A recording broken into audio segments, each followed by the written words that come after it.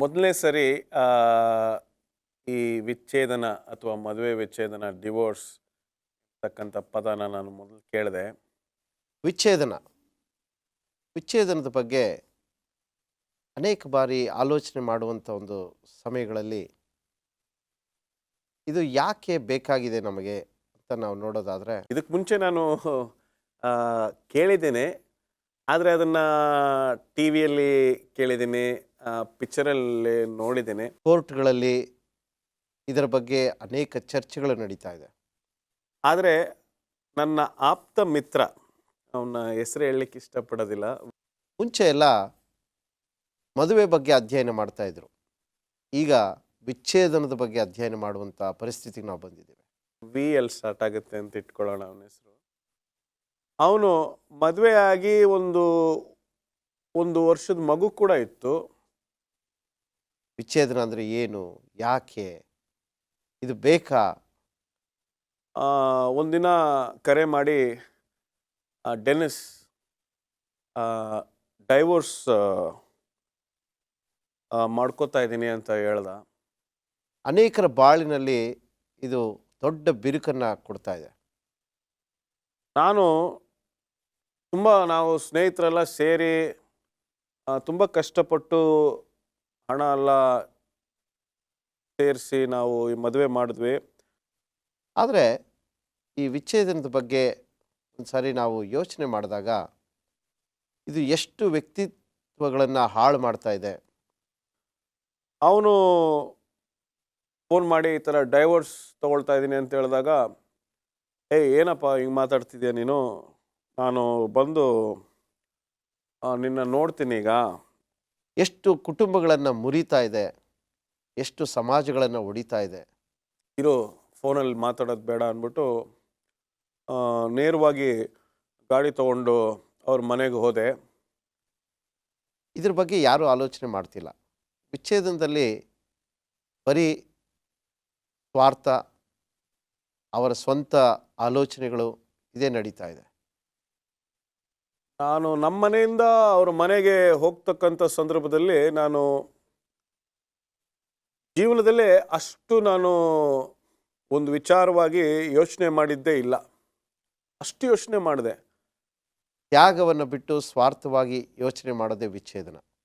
ಹೆಂಗೆ ಇಬ್ಬರು ಪ್ರೇಮದಲ್ಲಿ, ಬಂಧನದಲ್ಲಿ, ದೇವರ ಮುಂದೆ ಮದುವೆ ಆಗ್ಬಿಟ್ಟು ಡಿವೋರ್ಸ್ ಎಂಬತಕ್ಕಂಥದ್ದನ್ನು ಅಷ್ಟು ಸರ್ವಸಾಧಾರಣವಾಗಿ ತೆಗೆದುಕೋಬೇಕು ಅಂತ ನಿರ್ಧಾರ ಮಾಡಿದ್ದಾರೆ ಅಂತ ಸಾಕಷ್ಟು ನನ್ನಲ್ಲಿ ಪ್ರಶ್ನೆಗಳು ಓಡ್ತಾ ಇದ್ವು.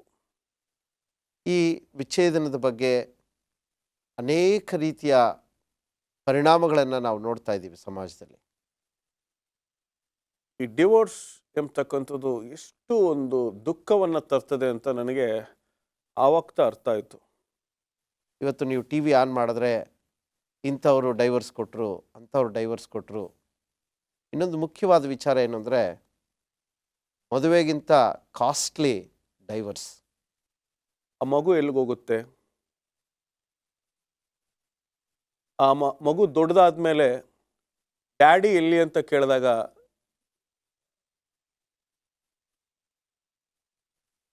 ಮದುವೆಗೆ ಎಷ್ಟು ಖರ್ಚು ಮಾಡಿರ್ತಾರೋ ಗೊತ್ತಿರೋದಿಲ್ಲ, ಆದರೆ ಡೈವರ್ಸ್ ಕೊಡೋಕ್ಕೆ ಬಹಳ ಖರ್ಚು ಮಾಡಬೇಕು. ಇದನ್ನು ಯಾರೂ ಅರಿತಾ ಇಲ್ಲ. ಫ್ರೆಂಡ್ ಮಾಜಿ ಹೆಂಡ್ತಿ ಏನು ಉತ್ತರ ಕೊಡ್ತಾಳೆ? ಆ ಹುಡುಗಿ ಸ್ಕೂಲ್ಗೆ ಹೋದಾಗ ನಿಮ್ಮ ಡ್ಯಾಡಿ ಯಾಕೆ ಸ್ಪೋರ್ಟ್ಸ್ ಡೇಗೆ ಬರಲಿಲ್ಲ ಅಂತ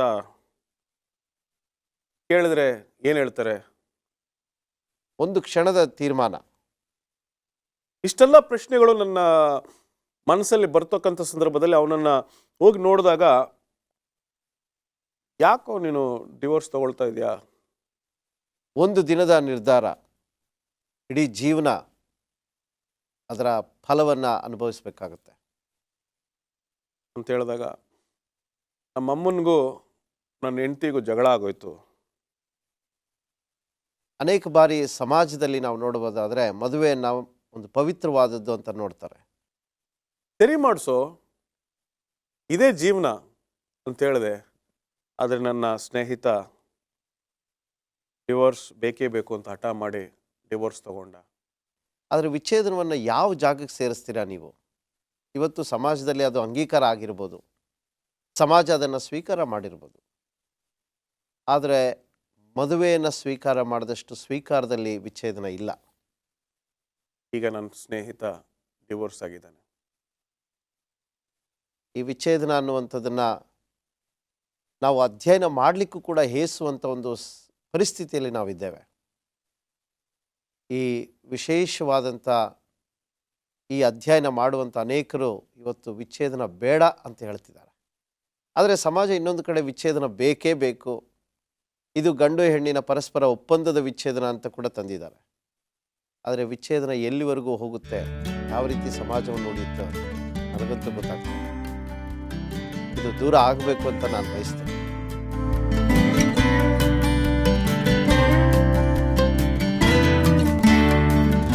ಬನ್ನಿ, ನಮ್ಮ ಈ ಮದುವೆ ವಿಚ್ಛೇದನ ಎಂಬತಕ್ಕಂಥ ಈ ವಿಷಯದ ಬಗ್ಗೆ ಇನ್ನೂ ಸಾಕಷ್ಟು ಚರ್ಚೆಯನ್ನು ಮಾಡೋಣ.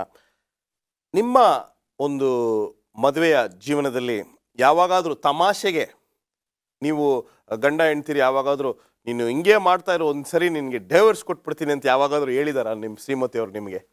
ಇದೊಂಥರ ಒಂಥರ ಇದೆ ಪ್ರಶ್ನೆ, ಆದರೂ ನಿಮ್ಮನ್ನು ಕೇಳ್ತಾ ಇದ್ದೀನಿ. ಇದು ಇಲ್ಲ, ಆ ರೀತಿಯ ಸಂದರ್ಭ ಯಾವತ್ತೂ ಬಂದಿಲ್ಲ ಅಂತ. ಯಾಕೆ ಹೇಳ್ತೀನಿ ಅಂತ ಹೇಳಿದ್ರೆ, ಎಷ್ಟೋ ನವ ದಂಪತಿಗಳು ಸುಮ್ಮನೆ ಒಂದು ತಮಾಷೆಗೆ ನೀನು ಹಿಂಗೆ ಮಾಡ್ತಾ ಇರೋ, ನಾನು ಬಿಟ್ಬಿಟ್ಟು ಹೋಗ್ಬಿಡ್ತೀನಿ ಅಂತ ಹೇಳ್ತಾರೆ. ಆದರೆ ಎಷ್ಟೋ ಜನಕ್ಕೆ ಗೊತ್ತಿಲ್ಲ ಈ ಒಂದು ವಿಚ್ಛೇದನ ಇರ್ತಕ್ಕಂಥದ್ದು ಎಷ್ಟು ಒಂದು ನೋವನ್ನು ಕೊಡ್ತದೆ ಅಂತ. ಏನಂತೀರಾ? ನಿಮಗೆ ವಿಚ್ಛೇದನ, ಡಿವೋರ್ಸ್ ಅಂದರೆ ನಿಮ್ಗೆ ಏನು ಅನಿಸುತ್ತೆ ವೆನ್ ಯು ಹಿಯರ್ ದಟ್? ವಿಚ್ಛೇದನ ಅಂತ ನಾವು ನೋಡುವುದಾದರೆ ಇದು ಮನಸ್ಸಿಗೆ ಸಂಬಂಧಿಸಿದಂಥ ವಿಚಾರ. ಓಕೆ. ಇಬ್ಬರು ವ್ಯಕ್ತಿಗಳು ಬೇರೆ ಆಗ್ತಿದ್ದಾರೆ ಅಂದರೆ ಮೊದಲು ಮಾನಸಿಕವಾಗಿ ಅವರು ಬೇರೆ ಆಗಿದ್ದಾರೆ ಅಂತ. ಓಕೆ. ಯಾವಾಗ ಅವರಿಬ್ಬರು ಮಾನಸಿಕವಾಗಿ ಬೇರೆ ಆಗ್ತಾರೆ, ಅವರ ಎಲ್ಲ ಅಭಿಲಾಷೆಗಳು ದೂರ ಆಗುತ್ತೆ, ಅವರ ವ್ಯಕ್ತಿತ್ವಗಳು ದೂರ ಆಗುತ್ತೆ, ಅವರ ಇಷ್ಟಗಳು ದೂರ ಆಗುತ್ತೆ, ಅವರ ಕೋರಿಕೆಗಳು ದೂರ ಆಗುತ್ತೆ. ಈ ರೀತಿಯಾಗಿ ಮೊದಲನೇದಾಗಿ ಮನಸ್ಸಲ್ಲಿ ಅವರು ತೀರ್ಮಾನ ಮಾಡಿಕೊಳ್ತಾರೆ, ನಾನು ಇವ್ರ ಜೊತೆ ಬಾಳಕ್ಕೆ ಆಗೋದೇ ಇಲ್ಲ ಅಂತ ಒಂದು ತೀರ್ಮಾನ ಮಾಡಿಕೊಂಡ ಮೇಲೆ ಈ ವಿಚ್ಛೇದನ ಎನ್ನುವಂಥದ್ದು ಕಾರ್ಯರೂಪಕ್ಕೆ ಬರುವಂಥದ್ದಾಗಿದೆ. ಈಗ ಭಾರತ ದೇಶದಲ್ಲಿ ಡಿವೋರ್ಸ್ ರೇಟ್ ಅಥವಾ ವಿಚ್ಛೇದನ ಒಂದು ಸಂಖ್ಯೆ ಎಷ್ಟರ ಮಟ್ಟಿಗೆ ಇದೆ ನೋಡಿ? ಅಂಕಿಅಂಶಗಳ ಪ್ರಕಾರ 2008 ಪ್ರಕಾರ ನಾವು ನೋಡೋದಾದರೆ ಮದುವೆ ಆಗಿರುವಂಥ ಎಲ್ಲ ಮದುವೆಗಳಲ್ಲಿ 50% ವಿಚ್ಛೇದನ ಕಡೆಗೆ ನಡೆಯುವಂಥ ಒಂದು ಅಂಕಿಅಂಶಗಳನ್ನು ಭಾರತ ದೇಶದಲ್ಲಿ ತೋರಿಸುತ್ತೆ. 50%. ಓ ಮೈ ಗಾಡ್, ನೀವು ಹೇಳ್ತಾ ಇರ್ತಕ್ಕಂಥ 100 ಜನ ಮದುವೆ ಆದರೆ 50 ಜನ ಡಿವೋರ್ಸ್ಗೆ ಹೋಗ್ತಾ ಇದ್ದಾರೆ. ಖಂಡಿತವಾಗ್ಲೂ. ಸೊ ಅದಕ್ಕೆ ಈಗ ಈ ಡಿವೋರ್ಸ್ ಕೋರ್ಟ್ಗಳಲ್ಲಿ ಲೈನು ಸಿವಿಲ್ ಕೋರ್ಟು ಮತ್ತು ಕ್ರಿಮಿನಲ್ ಕೋರ್ಟ್ಗಿಂತ ಲೈನು ಇಲ್ಲಿ ಡಿವೋರ್ಸ್ ಕೋರ್ಟಲ್ಲಿ ಜಾಸ್ತಿ ಇದೆ. ಹೌದು, ಫ್ಯಾಮಿಲಿ ಕೋರ್ಟ್ ಅಂತ ಹೇಳ್ತೀವಿ, ಕುಟುಂಬದ ನ್ಯಾಯಾಲಯಗಳು ಅಂತ ಹೇಳ್ತೀವಿ, ಕುಟುಂಬದ ಕಲಹಗಳ ನ್ಯಾಯಾಲಯ. ಇದರಲ್ಲಿ ಅರ್ಜಿಗಳು ಜಾಸ್ತಿ ಇರುತ್ತೆ. ಓಕೆ. ಒಂದು ವಿಚ್ಛೇದನವನ್ನು ಅರ್ಜಿಯನ್ನು ಕ್ಲಿಯರ್ ಮಾಡಲಿಕ್ಕೆ ಅವರಿಬ್ಬರನ್ನ ಕರೆಸಿ ಸಂಧಾನ ಮಾಡ್ತಾರೆ, ಕೆಲವು ಸಮಯದಲ್ಲಿ ಸಮಾಲೋಚನೆ ನಡೆಸ್ತಾರೆ. ಇವೆಲ್ಲ ವಿಫಲ ಆದಾಗ ಅವರಿಬ್ಬರು ಇಲ್ಲ, ನಾವು ಆಗೋದೇ ಇಲ್ಲ, ಜೊತೆಗಿರಲಿಕ್ಕೆ ಸಾಧ್ಯನೇ ಇಲ್ಲ ಅನ್ನುವಂಥ ಒಂದು ಪರಿಸ್ಥಿತಿಗೆ ಬಂದಾಗ ನ್ಯಾಯಾಲಯ ಕೂಡ ಅದಕ್ಕೆ ಒಪ್ಪಿಗೆ ನೀಡಿ ಅದಕ್ಕೆ ಕೆಲವು ಷರತ್ತುಗಳನ್ನು ಹಾಕಿ ಅದನ್ನು ಮಾಡಿಕೊಡ್ತಾರೆ. ಈಗ ಪಶ್ಚಿಮ ದೇಶವನ್ನು ತೆಗೆದುಕೊಳ್ಳೋಣ, ಆಮೇಲೆ ಭಾರತ ದೇಶವನ್ನು, ಈ ಎರಡು ಒಂದು ವೇಳೆ ಕಂಪ್ಯಾರಿಸನ್ ನಾವು ಮಾಡೋದಾದರೆ, ಸೇರಿಸಿ ನೋಡುವುದಾದರೆ, ಈಗ ನಾವೆಲ್ಲರೂ ಒಳ್ಳೆಯದನ್ನು ಪಶ್ಚಿಮ ದೇಶದಿಂದ ಕಲ್ತಿದ್ದೇವೆ, ಕೆಟ್ಟದ್ದನ್ನು ಪಶ್ಚಿಮ ದೇಶದಿಂದ ಕಲ್ತಿದ್ದೇವೆ. ಸಂಸ್ಕೃತಿ ತುಂಬಿರ್ತಕ್ಕಂಥ ಒಂದು ದೇಶ ನಮ್ಮದು. ಆದರೆ ವಿಚ್ಛೇದನ ಎಂಬತಕ್ಕಂಥದ್ದು ಒಂದು ಅಯ್ಯೋ ವಿಚ್ಛೇದನನ ಅನ್ನೋ ರೀತಿಯಲ್ಲಿ ಇದ್ದು ಒಂದು ಕಾಲದಲ್ಲಿ. ಈಗ ಪಶ್ಚಿಮ ದೇಶದಲ್ಲಿ ಈ ಒಂದು ವಿಚ್ಛೇದನ ಯಾವ ಸಂಖ್ಯೆಯಲ್ಲಿದೆ ನೋಡಿ? ಪಾಶ್ಚಿಮಾತ್ಯ ದೇಶದಲ್ಲಿ ಇದು ಹೆಚ್ಚಿನ ಸಂಖ್ಯೆಯಲ್ಲಿದೆ, ಭಾರತ ದೇಶಕ್ಕಿಂತ ಸ್ವಲ್ಪ ಜಾಸ್ತಿ ಇರ್ಬೋದು. ವಿಶೇಷವಾಗಿ ಯುರೋಪ್ ಖಂಡಗಳಲ್ಲಿ ಮತ್ತು ಅಮೆರಿಕ ದೇಶಗಳಲ್ಲಿ ಈ ಕಡೆ ಸ್ವಲ್ಪ ಜಾಸ್ತಿ ಇರ್ಬೋದು. ಆದರೆ ಪಾಶ್ಚಿಮಾತ್ಯ ದೇಶಗಳ ಸಂಸ್ಕೃತಿಗೂ ನಮ್ಮ ಸಂಸ್ಕೃತಿಗೂ ಬಹಳ ವ್ಯತ್ಯಾಸ ಇದೆ. ಅಲ್ಲಿ ಯಾಕೆ ಮದುವೆಗಳು ಅಷ್ಟು ಬೇಗ ಮುರಿದೋಗುತ್ತೆ ಅಂದರೆ ಅದಕ್ಕೆ ಸರಿಯಾದ ಸಮಾಲೋಚನೆಗಳು ಇರೋದಿಲ್ಲ, ಹಿರಿಯರ ಮಾರ್ಗದರ್ಶನ ಇರೋದಿಲ್ಲ, ಮದುವೆಗಳು ಅವರವರೇ ತೀರ್ಮಾನ ಮಾಡ್ಕೊಳ್ಳುವಂಥ ಮದುವೆ, ಮತ್ತು ಅದಕ್ಕೆ ಒಂದು ಕಾನೂನು ರೀತಿಯ ಭದ್ರತೆ ಆಗಲಿ ವ್ಯವಸ್ಥೆ ಆಗಲಿ ಇರೋದಿಲ್ಲ. ಆದರೆ ನಮ್ಮ ದೇಶದಲ್ಲಿ ಅನೇಕ, ನೀವು ಹೇಳಿದ ರೀತಿಯಲ್ಲಿ ಪಾಶ್ಚಿಮಾತ್ಯದಿಂದ ನಾವು ಒಳ್ಳೆಯದನ್ನು ಪಡ್ಕೊಂಡಿರ್ಬೋದು, ಆದರೆ ಒಂದು ಕೆಟ್ಟ ಒಂದು ಉದ್ದೇಶಗಳನ್ನು ಅಥವಾ ಅಭ್ಯಾಸಗಳನ್ನು ಪಡ್ಕೊಂಡಿದ್ರೆ ಅದು ಈ ವಿಚ್ಛೇದನ ಕಾರ್ಯಕ್ರಮ. ಈ ಭಾರತ ಸಂಸ್ಕೃತಿಯಲ್ಲಿ ಒಬ್ಬ ಗಂಡ ಹೆಂಡತಿಯನ್ನು ಬಿಡುವಂಥ ಸಂದರ್ಭ ಯಾವತ್ತೂ ಬರೋದಿಲ್ಲ, ಅಥವಾ ಹೆಂಡತಿ ಗಂಡನನ್ನು ವಿಚ್ಛೇದನ ಕೊಡೋದು ಇಲ್ಲವೇ ಇಲ್ಲ. ಕೊನೆಯವರೆಗೂ ಕಷ್ಟ ಇದ್ದರೂ ಸುಖ ಇದ್ದರೂ ಅವರು ಕೂಡಿ ಬಾಳ್ತಾರೆ. ಯಾಕಂದರೆ ಮಕ್ಕಳು ಗಂಡ ಹೆಂಡತಿಯರನ್ನು ಸೇರಿಸುವಂಥ ಒಂದು ಸೇತುವೆ. ಅವ್ರಿಗೋಸ್ಕರ ಆದರೂ ಎಲ್ಲವನ್ನು ಸಹಿಸ್ಕೊಳ್ತಾರೆ. ಆದರೆ ಪಾಶ್ಚಿಮಾತ್ಯ ದೇಶಗಳಲ್ಲಿ ಇದನ್ನು ನಾವು ನೋಡೋದಿಲ್ಲ. ಅದರಲ್ಲೂ ವಿಶೇಷವಾಗಿ ನಮ್ಮ ಕ್ರೈಸ್ತ ಸಮುದಾಯದಲ್ಲಿ ಸಭೆಯ ಮುಂದೆ ನಾವು ಬಂದು ಒಂದು ತೀರ್ಮಾನವನ್ನು ಮಾಡಿ, ಒಂದು ಕೆಲವು ಷರತ್ತುಗಳನ್ನು ಹೇಳಿ, ಇಡೀ ಸಭೆ ಸಾಕ್ಷಿಯಾಗಿ ನಾವು ಮದುವೆ ಆಗೋದ್ರಿಂದ, ದೇವರಿಗೂ ಮತ್ತು ನಮಗೂ ಇರುವಂಥ ಸಂಬಂಧದ ಸಾಕ್ಷಿಯಾಗಿ ನಾವು ಮದುವೆ ಆಗೋದ್ರಿಂದ, ವಿಚ್ಛೇದನಕ್ಕೆ ಸಭೆಯಲ್ಲಿ ಅಷ್ಟು ಸುಲಭವಾಗಿ ನಿರ್ಧಾರಗಳನ್ನು ತೆಗೆದುಕೊಳ್ಳೋದು ಬಹಳ ಕಷ್ಟ ಆಗುತ್ತೆ. ವಿಚ್ಛೇದನ ಅಥವಾ ಡಿವೋರ್ಸ್ ಬಗ್ಗೆ ಸತ್ಯವೇದ ಏನು ಹೇಳುತ್ತೆ? ನೋಡಿ, ಸತ್ಯವೇದದಲ್ಲಿ ನಾವು 2 ಪ್ರಮುಖವಾದಂಥ ವಚನಗಳನ್ನು ಓದ್ತೇವೆ. ಮತ್ತಾಯನ ಬರೆದ ಸುವಾರ್ತೆ 5ನೇ ಅಧ್ಯಾಯ 31ನೇ ವಚನದಲ್ಲಿ ಯೇಸು ಸ್ವಾಮಿಯವರು ಹೇಳ್ತಾರೆ, ಯಾರಾದರೂ ತನ್ನ ಹೆಂಡತಿಯನ್ನು ವಿಚ್ಛೇದನ ಮಾಡಬೇಕಾದ್ರೆ ಆಕೆಗೆ ಪತ್ರವನ್ನು ಕೊಡಬೇಕೆಂಬುದಾಗಿ. ಇದನ್ನು ಆತನು ಧರ್ಮೋಪದೇಶ ಕಾಂಡ 24ನೇ ಅಧ್ಯಾಯ 1ನೇ ವಚನದಿಂದ ಕೋಟ್ ಮಾಡಿ ಹೇಳುವಂಥ ವಚನ. ಅಂದರೆ ಯಾರಾದರೂ ಒಂದು ವಿಚ್ಛೇದನ ಮಾಡಬೇಕು ಅಂದರೆ ಸರಿಯಾದ ಕಾರಣ ಇರಬೇಕು. ಹಳೆ ಒಡಂಬಡಿಕೆಯಲ್ಲಾಗಲಿ ಹೊಸ ಒಡಂಬಡಿಕೆಯಾಗಲಿ ಕೇವಲ ಒಂದೇ ಒಂದು ಕಾರಣ ಏನು ಅಂದರೆ, ಆಕೆ ಏನಾದರೂ ವ್ಯಭಿಚಾರದಲ್ಲಿ ಸಿಕ್ಕಾಕ್ಕೊಂಡಿದ್ರೆ, ಬೇರೆ ಗಂಡಿನ ಜೊತೆ ಆಕೆಯ ಸಂಬಂಧಗಳು ಸಾಕ್ಷಿಯುತವಾಗಿ ನಿಮಗೆ ಸಿಕ್ಕಲ್ಪಟ್ಟಿದ್ರೆ, ಅವರಿಬ್ಬರನ್ನ ಜೊತೆಯಾಗಿ ಕರೆಸಿ ಶಿಕ್ಷೆ ಮಾಡಿ ಆಕೆಗೆ ಒಂದು ವಿಚ್ಛೇದನ ಪತ್ರವನ್ನು ಕೊಡುವಂಥದ್ದು ಆಗಿನ ಕಾಲದಲ್ಲಿದ್ದಂಥ ಪದ್ಧತಿ. ಆದರೆ ಹೀಬ್ರಿಯರ ಪದ್ಧತಿಯಲ್ಲಿ ವಿಚ್ಛೇದನ ಅನ್ನುವುದು ಕೊನೆಯ ಹಂತ. ದಟ್ಸ್ ಅ ಲಾಸ್ಟ್ ಸ್ಟಾಪ್ ಅಂತ ಹೇಳ್ತೀವಲ್ಲ, ಅದು ಕೊನೆಯ ಹಂತ. ಮೊದಲನೇ ಹಂತದಲ್ಲೇ ಯಾವತ್ತೂ ಆ ತೀರ್ಮಾನವನ್ನು ತೆಗೆದುಕೊಳ್ಳೋದಿಲ್ಲ. ಸಾಧ್ಯವಾದಷ್ಟು ಮಟ್ಟಿಗೆ ಸಮಾಲೋಚನೆಯನ್ನು ಮಾಡಿ ಅದನ್ನು ಸರಿಪಡಿಸಲಿಕ್ಕೆ ಪ್ರಯತ್ನ ಪಡುವಂಥದ್ದು ಸತ್ಯವೇದದ ಒಂದು ಮಾದರಿ. ಸತ್ಯವೇದದಲ್ಲಿ ವಿವಾಹದ ಬಗ್ಗೆ ಹೆಚ್ಚಾಗಿ ಹೇಳ್ತಾರೆ ಹೊರತು ವಿಚ್ಛೇದನದ ಬಗ್ಗೆ ಅಷ್ಟಾಗಿ ಹೇಳೋದಿಲ್ಲ. ಈಗ ಫಸ್ಟ್ರೆ ಒಂದು ವಿಷಯ, ಈಗ ನೀವು ಹೇಳಿದ್ರೆ ಒಂದು ಸಾಕ್ಷಿ ಪೂರ್ವಕವಾಗಿ ಒಬ್ಬರನ್ನ ಹಿಡಿದಾಗ, ಒಬ್ಬ ಸ್ತ್ರೀಯನ್ನು ಹಿಡಿದಾಗ ಅದು ಗಂಡಿಗೂ ಅನ್ವಯಿಸುತ್ತಾ? ಖಂಡಿತವಾಗ್ಲೂ ಇಬ್ಬರಿಗೂ ಕೂಡ ಶಿಕ್ಷೆಯನ್ನು ವಿಧಿಸ್ತಾ ಇದ್ರು. ಓಕೆ. ಯಾಕಂದರೆ ಈ ತಪ್ಪು ಮಾಡಿದಾಗ ಇಬ್ಬರಿಗೂ ಸರಿ ಸಮಾನವಾದಂಥ ಶಿಕ್ಷೆಯನ್ನು ವಿಧಿಸ್ತಾ ಇದ್ರು. ಆದರೆ ಕಾಲಕ್ರಮೇಣ ಏನಾಯಿತು, ರೋಮನರ ಸಾಮ್ರಾಜ್ಯ ಬಂದಾಗ ಕೇವಲ ಹೆಣ್ಣನ್ನು ಸಮಾಜದಲ್ಲಿ ಒಂದು ಕೀಳು ಮಟ್ಟದಲ್ಲಿ ನೋಡೋದ್ರಿಂದ ಆ ಹೆಣ್ಣಿಗೆ ಮಾತ್ರ ಶಿಕ್ಷೆಯನ್ನು ವಿಧಿಸ್ತಾ ಇದ್ರು. ಯೇಸು ಸ್ವಾಮಿ ಬಳಿಗೆ ಒಬ್ಬ ಸ್ತ್ರೀಯನ್ನು ಕರ್ಕೊಬರ್ತಾರೆ, ವ್ಯಭಿಚಾರದಲ್ಲಿ ಸಿಗಾಕೊಂಡಿರುವಂಥ ಸ್ತ್ರೀಯನ್ನು ಕರ್ಕೊಬಂದಾಗ ಯೇಸು ಸ್ವಾಮಿಯವರು ಬಹಳ ನ್ಯಾಯಯುತವಾಗಿ ಹೇಳ್ತಾರೆ, ಈಕೆ ಮೇಲೆ ಕಲ್ಲು ಹಾಕಲಿಕ್ಕೆ ಅವಕಾಶ ಇರೋದು ಯಾರಿಗೆ ಅಂದರೆ, ಯಾರು ತಪ್ಪು ಮಾಡಿಲ್ಲ ಅಂದರೆ ಅಲ್ಲಿದ್ದಂಥ ಎಲ್ಲರೂ ಕೂಡ ಆಕೆಯ ಜೊತೆ ವ್ಯಭಿಚಾರ ಮಾಡಿದಂಥವ್ರು ಅಂತ ಹೇಳಿ ನಮಗೆ ಕೆಲವು ಬರಹಗಳು ಸತ್ಯವೇದ ಪಂಡಿತರು ಹೇಳ್ತಾರೆ. ಅಂದರೆ ಆಕೆಯ ಜೊತೆ ವ್ಯಭಿಚಾರದಲ್ಲಿ ಪಾಲ್ಗೊಂಡಿದ್ದರಿಂದ ಅವರಿಗೆ ಆ ತಪ್ಪಿನ ಮನೋಭಾವ ಕಾಡ್ತಾ ಇತ್ತು. ಈಗ ವಿಚ್ಛೇದನ ವಿಚಾರಕ್ಕೆ ಬರೋಣ. ವಿಚ್ಛೇದನದಲ್ಲಿ ಸತ್ಯವೇದ ನಮಗೇನು ಹೇಳುತ್ತೆ ಅಂದರೆ, ವಿಚ್ಛೇದನವನ್ನು ದೇವರಿಂದ ಬಿಟ್ಟು ಹೋಗೋದಕ್ಕೆ ಮಾತ್ರ ಒಂದು ತಾತ್ವಿಕವಾದಂಥ ರೂಪದಲ್ಲಿ ಸತ್ಯವೇದ ನಮಗೆ ತೋರಿಸುತ್ತೆ. ಆದರೆ ಪಾಶ್ಚಿಮಾತ್ಯದ ಸಂಸ್ಕೃತಿ ನಮ್ಮ ದೇಶದ ಮೇಲೆ ಮತ್ತು ನಮ್ಮ ಸಭೆ ಮೇಲೆ ಬಹಳ ಪ್ರಭಾವ ಬೀರೋದ್ರಿಂದ ವಿಚ್ಛೇದನ ಬಹಳ ಸುಲಭದ ವಿಚಾರ. ಈಗ ನೀವು ಹೇಳಿದ್ರಿ, ಶಂಸಿ, ನೀವೊಂದು ವಿಷಯ ಹೇಳಿದ್ರಿ, ಮನಸ್ಸು ಮುರಿದು ಹೋದ ಮೇಲೆ ಎಷ್ಟೋ ಜನರು ಈ ಮನಸ್ಸು ಮುರಿತಕ್ಕಂಥದ್ದು, ಕೆಲವರು ಹೇಳ್ತಾರೆ ಅದೊಂದು ಕನ್ನಡಿ ರೀತಿಯಲ್ಲಿದೆ, ಒಂದ್ಸರಿ ಮುರಿದೋದ್ರೆ ಅದನ್ನು ತಿರ್ಗಾ ಜೋಡ್ಸೋಕ್ಕಾಗಲ್ಲ, ಈ ರೀತಿಯಾಗಿ ಎಲ್ಲರೂ ಕವಿಗಳಾಗ್ಬಿಡ್ತಾರೆ ಈ ರೀತಿಯಾದ ಒಂದು ಪ್ರಸಂಗದಲ್ಲಿ. ಆದರೆ ಒಂದು ವಿಷಯ ನಾನು ಹೇಳ್ತಕ್ಕಂಥದ್ದು, ಮನಸ್ಸು ಮುರಿಲಿಕ್ಕೆ ಬಹಳಷ್ಟು ಕಾರಣಗಳು, ಬಹಳಷ್ಟು ನೋವು ಬೇಕು ಅಲ್ವೇ? ವಿಚ್ಛೇದನ ಒಂದೇ ಒಂದು ಹಂತದಲ್ಲಿ ಆಗೋದಿಲ್ಲ. ಇದು ಅನೇಕ ಅಭಿಪ್ರಾಯಗಳು ಕೂಡೀಕರಿಸಿ ಒಂದು ರೀತಿಯ ಒಂದು ಇನ್ನೇನು ಆಗೋದೇ ಇಲ್ಲ ನನ್ನ ಕೈಯಲ್ಲಿ ಅನ್ನುವಂಥ ಒಂದು ಸಂದರ್ಭಕ್ಕೆ ಬಂದಾಗ ಅವರು ಆ ತೀರ್ಮಾನ ತೆಗೆದುಕೊಳ್ತಾರೆ.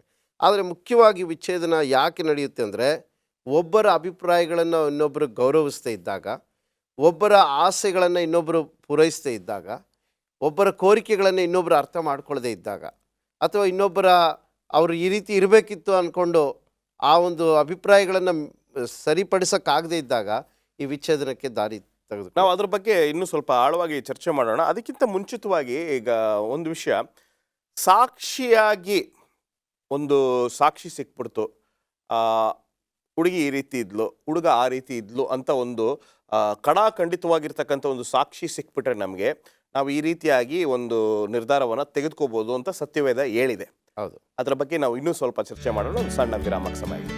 ಒಂದು ಸಣ್ಣ ವಿರಾಮದ ನಂತರ ಡಿವೋರ್ಸ್, ವಿಚ್ಛೇದನ, ಇದರ ಬಗ್ಗೆ ಚರ್ಚೆ ಮುಂದುವರಿಯುತ್ತೆ.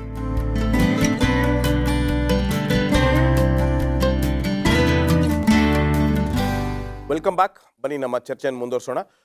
ಅಶೋಕ್ ಅವರೇ, ನೀವು ಹೇಳಿದ್ರೆ ಸತ್ಯವೇದದಿಂದ ಸಾಕ್ಷಿ ಇದ್ದರೆ ಪರವಾಗಿಲ್ಲ, ಈ ರೀತಿಯಾದ ಒಂದು ನಿರ್ಧಾರವನ್ನು ತೆಗೆದುಕೋಬೋದು.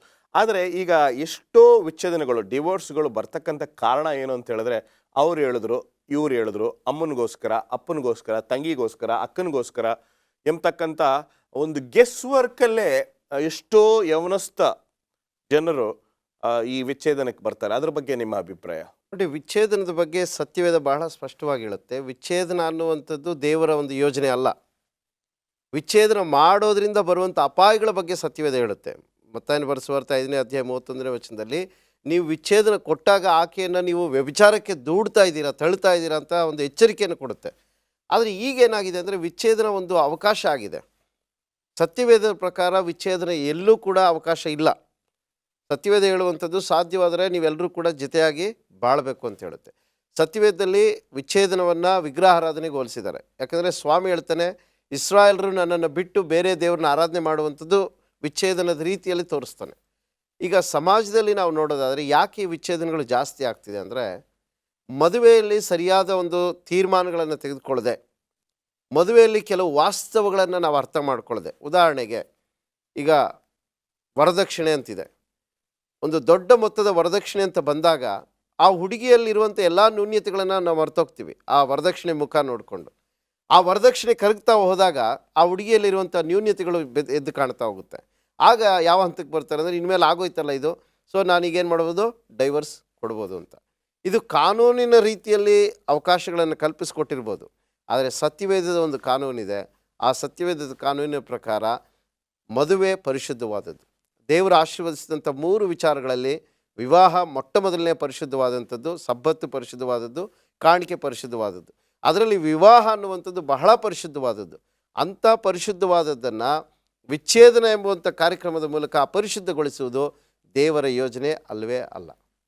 ಈಗ ಮುಂದುವರಿಸ್ಕೊಂಡು ಹೋಗೋಣ. ಈಗ ಎಷ್ಟೋ ಯವನಸ್ಥರು ಈಗ ಮದುವೆ ಆಗ್ತಕ್ಕಂಥವ್ರು ಈಗಾಗಲೇ ನಾನು ಹೇಳ್ದಂಗೆ ನಮ್ಮಪ್ಪನಿಗೆ ಮರ್ಯಾದೆ ಕೊಡಲಿಲ್ಲ, ನಮ್ಮಮ್ಮನಿಗೆ ಮರ್ಯಾದೆ ಕೊಡಲಿಲ್ಲ, ನಮ್ಮಮ್ಮನಿಗೂ ಅವಳಿಗೂ ಅಡ್ಜಸ್ಟ್ಮೆಂಟ್ ಆಗ್ತಾಯಿಲ್ಲ, ನಮ್ಮಪ್ಪನಿಗೂ ಅವಳಿಗೂ ಅಡ್ಜಸ್ಟ್ಮೆಂಟ್ ಆಗ್ತಾಯಿಲ್ಲ ಎಂಬತಕ್ಕಂಥ ಕಾರಣಕ್ಕೆ ವಿಚ್ಛೇದನಕ್ಕೆ ಹೋಗ್ತಾರೆ. ಈಗ ನೋಡಿ, ನಮ್ಮ ಅಪ್ಪ ಅಮ್ಮ ನನ್ನ ತುಂಬ ಕಷ್ಟಪಟ್ಟು ಸಾಕಿದ್ದಾರೆ, ಮನೆ ಮಾರಿ ನನಗೆ ಓದಿಸಿದ್ದಾರೆ. ಸೊ ಅಂಥದ್ರಲ್ಲಿ ಈ ಗಂಡ ಬಂದ್ಬಿಟ್ಟು ನನಗೆ ನಮ್ಮ ಅಪ್ಪ ಅಮ್ಮನ ಸಪೋರ್ಟ್ ಮಾಡಲಿಕ್ಕೆ ಅವಕಾಶ ಮಾಡಿಕೊಡ್ತಾ ಇಲ್ಲ, ಅದಕ್ಕೆ ನಾವು ಡಿವೋರ್ಸ್ಗೆ ಹೋಗ್ತಾ ಇದ್ದೀವಿ ಅಂತ ಎಷ್ಟೋ ಜನ, ಒಂದು 3-4 ಫ್ಯಾಮಿಲಿ ಅಟ್ಲೀಸ್ಟ್ ನಾನು ಕೇಳಿದ್ದೇನೆ. ಆದರೆ ಯಾಕೆ ಈ ರೀತಿಯಾದ ಒಂದು ನಿರ್ಧಾರಗಳನ್ನು ನಾವು ತೆಗೆದುಕೋಬೇಕು? ಈಗ ಸತ್ಯವೇದ ಹೇಳುತ್ತೆ, ನೀವು ಮದುವೆ ಆದಮೇಲೆ ನಿಮ್ಮ ಗಂಡನ ಜೊತೆ ಹೋಗ್ಬಿಡಿ, ಅದೇ ಹೆಣ್ಣಿಗೂ ಹೇಳ್ತದೆ. ಆದರೆ ಎಲ್ಲೋ ಈ ಯವನಸ್ಥರು ಅವ್ರು ಮಾಡ್ತಕ್ಕಂಥದ್ದು ತಪ್ಪು ಅಂತ ಹೇಳ್ತಾ ಇಲ್ಲ, ಅಪ್ಪ ಅಮ್ಮನ್ನ ಬಿಟ್ಬಿಡ್ಬೇಕು ಬೀದಿಯಲ್ಲಿ ಅಂತ ನಾನು ಹೇಳ್ತಾ ಇಲ್ಲ. ಆದರೆ ಈ ಜವಾಬ್ದಾರಿಗಳಿಗೋಸ್ಕರ ಒಂದು ಒಳ್ಳೆಯ ಸಂಖ್ಯೆ ಈ ಡಿವೋರ್ಸ್ಗೆ ಹೋಗ್ತಾ ಇದೆ. ಏನಂತೀರಾ? ನೋಡಿ, ಇದರಲ್ಲಿ ನಾವು ಗಮನಿಸಬೇಕಾಗಿರೋದು, ನಿಮ್ಮ ತಂದೆ ತಾಯಿಗಳನ್ನು ಸುಖವಾಗಿಡ್ಲಿಕ್ಕೆ ನೀವು ಇನ್ನೊಂದು ಜೀವಕ್ಕೆ ನೋವು ಕೊಡ್ತಾ ಇದ್ದೀರಾ. ಎಸ್. ಇನ್ನೊಂದು ಕುಟುಂಬವನ್ನು ಮುರಿತಾ ಇದ್ದೀರಾ. ಎಸ್. ನಿಮ್ಮ ಕುಟುಂಬನ ಕಾಪಾಡ್ಕೊಳ್ಳೋದು ಓಕೆ, ನಿಮ್ಮ ಉದ್ದೇಶ ಒಳ್ಳೆಯದೇ. ಓಕೆ. ಆದರೆ ಮತ್ತೊಂದು ಕುಟುಂಬ, ಆಕೆಯ ತಂದೆ ತಾಯಿಗಳ ಕುಟುಂಬ ಎಷ್ಟು ನೋವು ಅನುಭವಿಸುತ್ತೆ. ಈಗ ನೋಡಿ, ವಿಶೇಷವಾಗಿ ನೀವು ಗಮನಿಸಿರ್ಬೋದು, ಮದುವೆಗೆ ಎಷ್ಟು ಖರ್ಚು ಮಾಡ್ತೀರೋ ಅದಕ್ಕೆ 2ರಷ್ಟು ಖರ್ಚು ನೀವು ಡೈವರ್ಸ್ಗೆ ಮಾಡಬೇಕಾಗುತ್ತೆ. ಈಗಿನ ಕಾಲದಲ್ಲಿ ಡೈವರ್ಸ್ ಈಸ್ ವೆರಿ ಕಾಸ್ಟ್ಲಿ. ಎಷ್ಟು ಜೀವನಾಂಶ ಕೊಡಬೇಕು ಅಂದರೆ, ಸಪೋಸ್ ನೀವು ಒಂದು 30 ವರ್ಷದ ಹುಡುಗಿಯನ್ನು ಮದುವೆ ಆಗಿದ್ದರೆ ಆಕೆ 65 ವರ್ಷ ಬದುಕ್ತಾಳೆ ಅಂದರೆ 65 ವರ್ಷಕ್ಕೆ ಬೇಕಾದಷ್ಟು ಜೀವನಾಂಶವನ್ನು ಕೊಡಬೇಕಾಗುತ್ತೆ. ಅದು ಒಂದು ವೇಳೆ ನೀವು ಡಿವೋರ್ಸ್ ಕೊಟ್ಟರೆ? ಹೌದು, ಖಂಡಿತವಾಗ್ಲೂ. ಈಗ ನೀವು ಏನೇ ಕಾರಣ ಕೊಡಿ, ಕೋರ್ಟ್ಗೆ ಹೋದಾಗ ಕೋರ್ಟಲ್ಲಿ ಅವ್ರು ಏನು ಹೇಳ್ತಾರೆ ಅಂದರೆ, ಇಬ್ಬರಿಗೂ ಸರಿಸಮಾನವಾಗಿರುವಂಥ ರೀತಿಯಲ್ಲಿ, ಸಂಬದ್ಧವಾದ ರೀತಿಯಲ್ಲಿ ನೀವು ಡೈವರ್ಸ್ ತಗೊಳ್ಳಿ ಅಂತ ಹೇಳುತ್ತೆ. ಆದರೆ ಇಲ್ಲಿ ಒಂದು ನಾವು ನ್ಯೂನ್ಯತೆಯನ್ನು ನಾವು ನೋಡಬೇಕಾಗಿದೆ. ನ್ಯೂನ್ಯತೆ ಏನು ಅಂದರೆ, ಮದುವೆಗೆ ಮುಂಚೆ ಸಮಾಲೋಚನೆ, ಆಪ್ತ ಸಮಾಲೋಚನೆಗಳು ಇಲ್ಲದೇ ಇರೋದ್ರಿಂದ ಈ ಒಂದು ಕಾರಣಕ್ಕೆ ನಾವು ಹೋಗ್ತಾ ಇದ್ದೀವಿ. ಫಸ್ಟ್ರೆ ಒಳ್ಳೆಯ ಒಂದು ಪಾಯಿಂಟನ್ನು ನೀವು ತೆಗೆದುಕೊಂಡ್ಬಂದಿದ್ದೀರಿ. ಈಗ ಎಷ್ಟೋ ಸಭೆಗಳಲ್ಲಿ ಮದುವೆಗಳು ನಡೀತಾ ಇರ್ತದೆ. ಯಾರೋ ಒಂದು ಹುಡುಗ ಒಂದು ಹುಡುಗಿ ಲವ್ ಮಾಡ್ತಾರೆ, ಪಾಸ್ಟ್ರ್ ಹತ್ರ ತೊಗೊಂಬಂದು ಕೊಡ್ತಾರೆ, ರಾತ್ರಿಯಿಂದ ರಾತ್ರಿಗೆ ಮಾತಾಡ್ತಾರೆ, ಬರೋ ಶುಕ್ರವಾರ ಒಂದು ಇದಿರ್ತಾರೆ, ಪ್ರೇಯರ್ ಮೀಟಿಂಗ್ ಇರ್ತಾರೆ, ಭಾನುವಾರ ಮದುವೆ ಇಟ್ಬಿಡ್ತಾರೆ. ಆದರೆ ಕೆಲವೊಂದು ಸಭೆಗಳಲ್ಲಿ, ಕೆಲವೊಂದು ಸಂಸ್ಥೆಗಳಲ್ಲಿ 3 ಸಿಟ್ಟಿಂಗ್ ಕೌನ್ಸಿಲಿಂಗು, 6 ಸಿಟ್ಟಿಂಗ್ ಕೌನ್ಸಿಲಿಂಗು, ಮೊದಲೇ ಅವರ ಫ್ಯಾಮ್ಲಿ ಇವ್ರ ಫ್ಯಾಮ್ಲಿ ಗೊತ್ತಾಗಲಿಕ್ಕೆ ಒಂದು ಅವಕಾಶ ಮಾಡಿಕೊಟ್ಟು, ಇವ್ರ ಫ್ಯಾಮ್ಲಿ ಬಗ್ಗೆ ಅವ್ರು ತಿಳ್ಕೊಂಡು, ಅವ್ರ ಫ್ಯಾಮ್ಲಿ ಬಗ್ಗೆ ಇವ್ರು ತಿಳ್ಕೊಂಡು, ಆ ಮದುವೆ ಎಂಬತಕ್ಕಂಥ ಪವಿತ್ರ ಬಂಧನದಲ್ಲಿ ಕಾಲಿಟ್ಟಾಗ ಯಾವುದೇ ತೊಂದರೆ ಆಗಲ್ಲ ಅಲ್ವೇ? ನೋಡಿ, ಈಗ ನಮ್ಮ ಸೆವೆಂತ್ ಡೇ ಅಡ್ವೆಂಟಿಸ್ಟ್ ಸಭೆಯಲ್ಲಿ ನಾವು 3 ಅನೌನ್ಸ್ಮೆಂಟ್ಗಳನ್ನು ಮಾಡ್ತೀವಿ. 3 ವಾರ ಅನೌನ್ಸ್ ಮಾಡ್ತೀವಿ. ಪ್ರತಿ ವಾರ ಅನೌನ್ಸ್ ಆದಮೇಲೆ ನಮ್ಮ ಬೋಧಕರಿಗೆ ನಾವು ತಿಳಿಸೋದೇನು ಅಂದರೆ, ಅಟ್ಲೀಸ್ಟ್ ನೆಕ್ಸ್ಟ್ ಡೇ ಶನಿವಾರ ನೀವು ಅನೌನ್ಸ್ ಮಾಡ್ತೀರಾ, ಇಂಥವ್ರು ಮದುವೆ ಆಗ್ತೀರಾ, ಭಾನುವಾರ ಹೋಗಿ ಆ 2 ಕುಟುಂಬಗಳ ಜೊತೆ ನೀವು ಪ್ರಾರ್ಥನೆ ಮಾಡಿ, ಆ 2 ಕುಟುಂಬಗಳ ಕಷ್ಟ ಸುಖಗಳನ್ನು ತಿಳ್ಕೊಳ್ಳಿ. ಎಲ್ಲಾದರೂ ಸಮಸ್ಯೆ ಇದ್ದರೆ ಮದುವೆಗೆ ಮುಂಚೆನೇ ಅದನ್ನು ಸರಿಪಡಿಸಿ. ಅಥವಾ ಹುಡುಗಿಗೆ ಏನಾದರೂ ನೀವು ಸಲಹೆಗಳು ಕೊಡಬೇಕಿದ್ರೆ, ನೋಡಿ ಇಂಥ ಮನೆಗೆ ಹೋಗ್ತಿದ್ದೀರಾ, ಅಂಥ ಮನೆಯಲ್ಲಿ ನಿಮ್ಮ ಒಂದು ಕೋರಿಕೆಗಳನ್ನು ನೆರವೇರ್ಸೋಕ್ಕಾಗದೇ ಇರ್ಬೋದು, ನೀವು ಅಡ್ಜಸ್ಟ್ ಆಗಬೇಕು. ಈಗ ಒಂದು ಉದಾಹರಣೆಗೆ ಒಂದು ಮನೆಯಲ್ಲಿ ಒಬ್ಬಳೇ ಹುಡುಗಿ ಇರ್ತಾಳೆ, ಅವಳನ್ನ ಬಹಳ ಮುದ್ದಾಗಿ ಬೆಳೆಸಿರ್ತಾರೆ. ಅಂಥ ಹುಡುಗಿನ ತಗೊಂಡೋಗಿ 16 ಜನ ಮನೆಯಲ್ಲಿರೋರಿಗೆ ಕೆಲಸಕ್ಕೆ ನೀವು ಮದುವೆ ಮಾಡಿಕೊಟ್ರೆ ಆ ಹುಡುಗಿಗೆ ತನ್ನ ಕೆಲಸ ತಾನು ಮಾಡಿಕೊಂಡೇ ಅಭ್ಯಾಸ ಇಲ್ಲ. ಯಾಕಂದರೆ ಮುದ್ದಾಗಿ ಬೆಳೆಸಿರ್ತಾರೆ ಒಂದು ಹುಡುಗಿ ಅಂತ. ಅಲ್ಲೋಗಿ 16 ಜನಕ್ಕೆ ಸೇವೆ ಮಾಡಬೇಕು ಅಂದರೆ ಆಕೆ ಆಕಾಶನೇ ಕಳಿಸ್ಬಿಡುತ್ತೆ. ಅವಳಿಗೆ ಅನ್ಕೊಳ್ತಾರೆ ನಾನು ಕೆಲಸಕ್ಕೆ ಕರ್ಕೊಂಡ್ಬಂದಿದ್ದಾರೇನೋ ಅಂತ. ಸೊ ಈ ರೀತಿಯ ಮನಸ್ತಾಪಗಳು ಬಂದಾಗ, ಸಮಾಲೋಚನೆಗಳು ಇಲ್ಲದೇ ಇದ್ದಾಗ ವಾಸ್ತವಗಳನ್ನು ತಿಳ್ಕೊಳ್ಬೇಕು. ಆ ಹುಡುಗ ಏನು ಹೇಳಿರ್ತಾನೆ, ಮದುವೆ ಆಗಿ 3ನೇ ತಿಂಗಳಿಗೆ ನಾವು ಹೊಟ್ಟೋಗೋಣ ಬೇರೆ ಮನೆಗೆ ಅಂತ ಹೇಳಿ ಮದುವೆ ಆಗಿರ್ತಾನೆ. ಆ 3 ತಿಂಗಳು ಆಗದೇ ಇದ್ದಾಗ ಏನಾಗುತ್ತೆ, ಈ ಹುಡುಗಿಯ ಮನಸ್ಥಿತಿ ಬದಲಾವಣೆ ಆಗುತ್ತೆ, ಅಭ್ಯಾಸಗಳ ಬದಲಾವಣೆ ಆಗುತ್ತೆ, ಮರ್ಯಾದೆ ಕೊಡೋಂಥ ವಿಧಾನಗಳ ಬದಲಾವಣೆ ಆಗುತ್ತೆ. ಆಗ ಕುಟುಂಬಗಳು ಮುರಿಯುತ್ತೆ.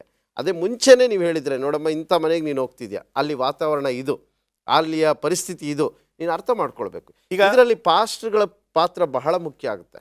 ವಂಡರ್ಫುಲ್. ಈಗ ನೀವು ಒಂದು ಸುಂದರವಾಗಿರ್ತಕ್ಕಂಥ ಪಾಯಿಂಟು ಇದ್ರ ಮುಂಚೆ ಇರೋ ಸೆಗ್ಮೆಂಟಲ್ಲಿ ಹೇಳಿದ್ರೆ, ನಾವು ಗೆಲ್ಲಬೇಕು, ಒಂದು ಮದುವೆಯಲ್ಲಿ ನಾನು ಗೆಲ್ಲಬೇಕು ಎಂಬತಕ್ಕಂಥ ಭಾವನೆ ಬಂದ್ರೇ ಅದು ಹಾಳಾಗೋಗುತ್ತೆ. ಏನಂತೀರಾ? ಈ ಒಳ್ಳೆಯ ಮದುವೆ ಸಂಬಂಧ ಸೋಲ್ನಲ್ಲೇ ಇರುತ್ತೆ. ನಾವು ಯಾಕೆ ಸೋಲ್ತೀವಿ ಅಂದರೆ, ನಮ್ಮ ಕುಟುಂಬವನ್ನು ಗೆಲ್ಲಿಸ್ಲಿಕ್ಕೆ ನಾವು ಸೋಲ್ಬೇಕು. ಇಲ್ಲ ನಾನು ಗೆಲ್ತೀನಿ ಅಂದರೆ ನಿಮ್ಮ ಕುಟುಂಬ ಸೋಲುತ್ತೆ, ನಿಮ್ಮ ವಿವಾಹದ ವ್ಯವಸ್ಥೆ ಸೋಲುತ್ತೆ. ಸೂಪರ್ ಹೇಳಿ. ಸೊ ಆ ವ್ಯವಸ್ಥೆನ ಗೆಲ್ಲಿಸ್ಲಿಕ್ಕೆ ಪ್ರತಿ ಕ್ಷಣ ನಾವು ಸೋಲ್ಬೇಕಾಗುತ್ತೆ. ಯಾಕಂದರೆ ಈಗ ನೋಡಿ, ಗಂಡ ಹೆಂಡತಿಗೆ ಒಳ್ಳೆಯ ಅಭಿಪ್ರಾಯ ಇಲ್ದಿದ್ರು ಕೂಡ ಮಕ್ಕಳಿಗೋಸ್ಕರ ಅವ್ರು ಸೋಲ್ತಾರೆ. ಒಬ್ರಿಗೊಬ್ರು ಅರ್ಥ ಮಾಡಿಕೊಂಡು ನಮ್ಮ ಮಕ್ಕಳ ಯೋಗಕ್ಷೇಮಕ್ಕೆ. ಇವತ್ತು ವಿವಾಹದ ವಿಚ್ಛೇದನದಲ್ಲಿ ಬಹಳ ಪರಿಣಾಮ ಬೀಳ್ತಾ ಇರೋದು ಯಾರಿಗಂದರೆ ಮಕ್ಕಳಿಗೆ. ಯಾಕಂದರೆ ಸಿಂಗಲ್ ಫಾದರ್ ಇರೋರಿಗೆ ಅವ್ರನ್ನ ಕೇಳಿದ್ರೆ ತಂದೆ ತಾಯಿಗಳ ಒಡನಾಟ ಅವ್ರಿಗೆ ಗೊತ್ತಿರೋಲ್ಲ. ಅಂಥವರೆಲ್ಲ ಎಲ್ಲಿ ಯಾವ ಕಡೆ ಹೋಗ್ತಾರೆ ಅಂದರೆ, ಸಮಾಜದಲ್ಲಿ ಕೆಟ್ಟ ಕೆಲಸಗಳನ್ನು ಮಾಡಲಿಕ್ಕೆ ಅವರು ಒಳಗಾಗ್ತಾರೆ, ಕೆಟ್ಟ ದುರಭ್ಯಾಸಗಳಿಗೆ ಒಳಗಾಗ್ತಾರೆ, ಚಟಗಳಿಗೆ ಒಳಗಾಗ್ತಾರೆ. ಯಾಕಂದರೆ ತಮ್ಮ ತಂದೆಯನ್ನು ನೋಡಿರ್ತಾರೆ, ತಾಯಿಯನ್ನು ನೋಡಿರ್ತಾರೆ. ಮುರಿದಿರುವಂಥ ಕುಟುಂಬಗಳು ಆ ಮಕ್ಕಳ ನೆಕ್ಸ್ಟ್ ಸಮಾಜವನ್ನು ನಾವು ಹಾಳು ಮಾಡ್ತಾಯಿದ್ವಿ, ಮುಂದಿನ ಯುವ ಪೀಳಿಗೆಯನ್ನು ನಾವು ಹಾಳು ಮಾಡ್ತಾಯಿದ್ವಿ.